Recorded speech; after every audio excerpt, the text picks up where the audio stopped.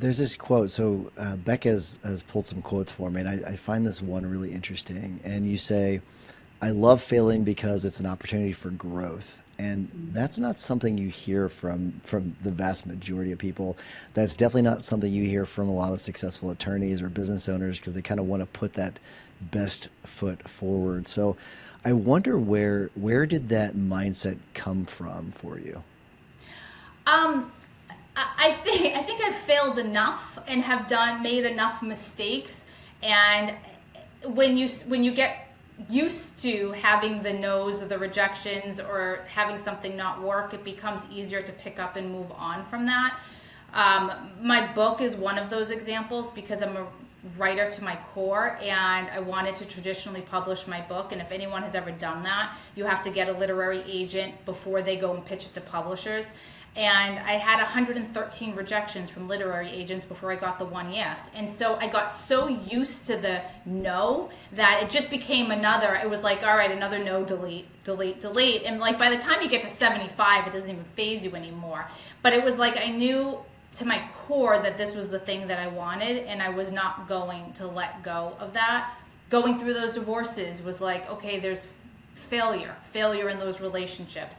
But I really believed, despite being a divorce lawyer, I believed that the relationship that I wanted existed out there. And I just knew that I wasn't going to settle for something less than. And so that's it was like, let me pick myself up, dust myself off, and keep going. Because what other choice do you have? You give up, you give in, you say you be a victim, you become bitter, you become resentful. Like, what choice do you have if something doesn't work than to keep going? And I do think that sometimes the hardest things that you ever go through are actually the best things in order to reinvent yourself and to redirect you to something way better than you could ever imagine. That's interesting. I'm also curious why you went the traditional publishing route. Yeah, so I know because that was it's usually when someone writes a nonfiction book or personal development, it's to build their business. And for me, it was the complete opposite. The book had actually nothing to do with the business. I've been a writer since I was a little kid. It's the thing that I love more than anything else in the world is to start tapping on a laptop and start creating stories. And I knew that I wanted to publish a book, but I wanted to do it the way where there's a publisher and you get the book deal. And for me, there was no other way. There was no other option except to go down that path. And when I got my agent, it was actually for a fiction book, a murder mystery. And I then went back to her and pitched a nonfiction book that I woke up one day and I had this idea. And she's like, all right, let's give it a try. And that's the book that we sold. So then I had to go back and write that. And that book actually is so not like your typical like business book that I'm using to promote something.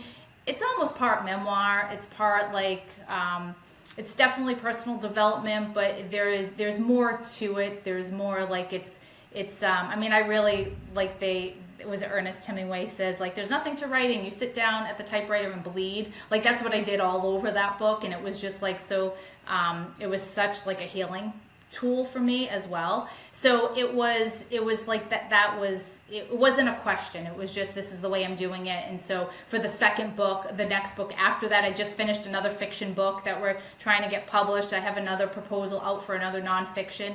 And people have said to me, well, why don't you just publish it yourself? And I'm like, that my writing journey is a different journey than my business journey for the law firm. And I want to see what I can achieve on that traditional path. I'm not using it as a tool to grow the business. Totally Do you, separate lanes. do you view the writing in the same way? And I know that it's different from the business, but do you view it almost like as a profession or as a business itself? That's like separate from the other business. Um, yes, because I have it set up as a separate business, and I feed the what I didn't know what would come from the book were speaking opportunities, and that was the result of that nonfiction book. So I did end up setting up a separate business, and the speaking fees go through that and anything. And so when you put out a nonfiction book and you're speaking, you can then have the organizations buy 200 or 300 books as part of your speaking fee. And so there's income coming in from that is separate. So I do keep those two things separate. And the intent is that as I continue to build my business, that could be a sustainable business all on its own at some point. Since we've had Max LawCon and everything, we've had and several other events where we've had speakers. That is one of the things where sometimes they'll ask us to buy the books, and I wonder, and I actually like the idea because it gives all the guests or the attendees a book and everything. But is there another? I mean, other than getting your book out there and selling more books, is there some other incentive or benefit of doing it that way as opposed to you just getting the money? So for me, my book journey is a long game, because getting that first book deal, I mean, the royalties the advance was so small, but it wasn't about that. It was about, in order to get that next level. So ideally, in my perfect world, like I make the New York Times bestseller list, right? Then the next book becomes really easy to pitch, and they give you that much bigger advance because you've already sold X amount. And when you self-publish, you can't hit those lists. It's not, you can kind of buy your way onto some of the other lists, but like the big ones, you're never going to get on. So I was using my nonfiction, She Who Wins, as a launch pad for the next one, and then the next one after that. And so, like, I look at that as, it's not even about that book, it's about making money on that book. It's about the springboard for us to sell the other one. So with the one that we're pitching right now, the goal is to get a big publisher to pick it up, and we can go back and say, hey, this book that was published in 2023 is this publishing company's best-selling book right now. And so the next publisher could then say, well, look at what happened when she published under a smaller imprint, and what if now we put some marketing dollars behind this? Now what can happen, if we push this? And so that's really the goal, is not just to sell the books. Like, I'm looking at that as a whole side. Again, the entrepreneur, it's the whole side thing, as my creative side is another whole separate business, and that's part of it. I do find it interesting that when it comes to your speaking and your book and the firm, it really centers around storytelling. And I'm curious, how did you learn that skill?